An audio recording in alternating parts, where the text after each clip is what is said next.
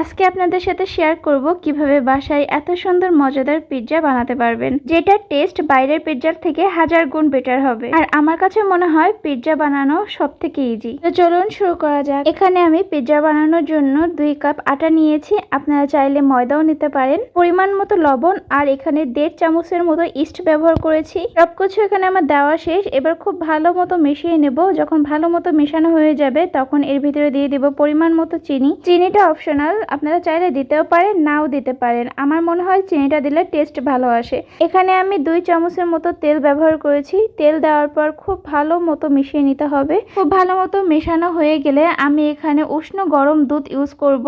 আপনারা চাইলে সামান্য পানিও নিতে পারেন, পানিটাও উষ্ণ করতে হবে। তো এইটা দিয়ে অল্প অল্প পানি দিয়ে আমি ভালো মতো ডোটা মুথে নেব। ডোটা ঠিক এরকম নরম রাখতে হবে। তারপর এর ওপর দিয়ে আমি সয়াবিন তেল একটু ব্রাশ করে দিব। দেওয়ার পর প্রায় 1 ঘন্টার জন্য আমি রেস্টে রেখে দেব। এবার অন্যদিকে চলে আসছি চিকেনটা রেডি করার জন্য। আমার চিকেনটা আগে থেকে কুকড করা ছিল, এজন্য তেলের উপরে সামান্য কিছুটা পেঁয়াজ দিয়ে আমি লবণ আর হলুদ আর ঝালের গুঁড়া দিয়ে খুব ভালো মতো ভেজে নিচ্ছি।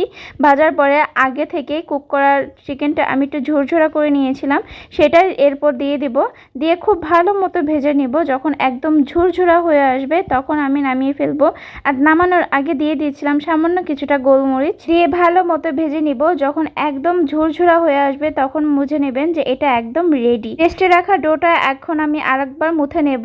আর মুথে নেওয়ার কারণ ডোটা আরো বেশি সফট হয়। আমি এখানে একটা ফ্রাই প্যান নিয়েছি, ফ্রাই প্যানে পিৎজার শেপটা দিয়ে দিয়েছি। তারপর দিয়ে দিব সস।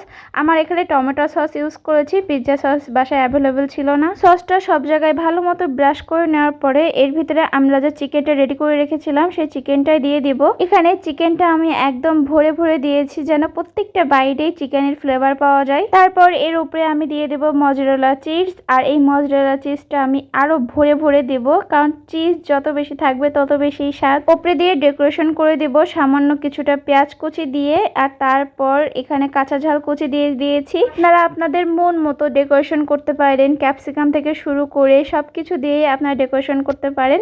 আর তারপর আমি সাইডে ডিমের কুসুম ব্রাশ করে দিয়েছিলাম।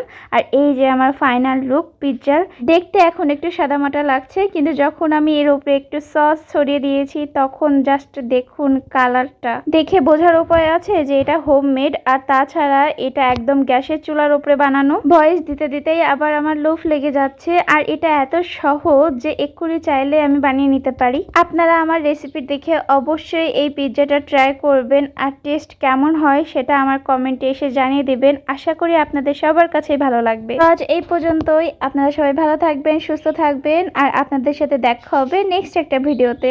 আল্লাহ হাফেজ।